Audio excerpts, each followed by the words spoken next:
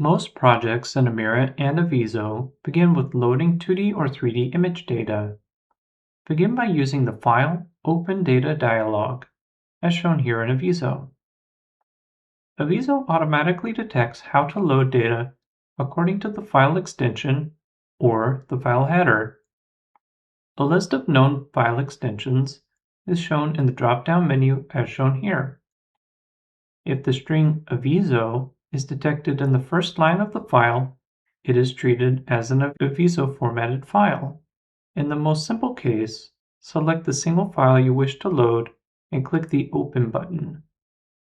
The software will load your data into memory and store it in the project view as a data object. When automatic file loading fails due to a non-standard file suffix or any other reason, you can compel the software to load the data in a specific way. For this, use File Open Data As, select the data you wish to load, then click Open.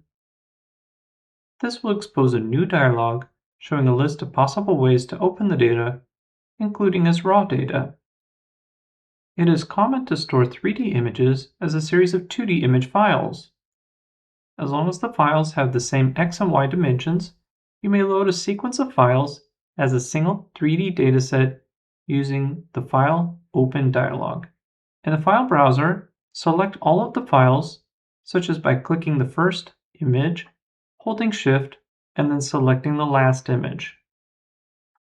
Because in this example we're using TIFF images, a secondary dialog is shown for image read parameters.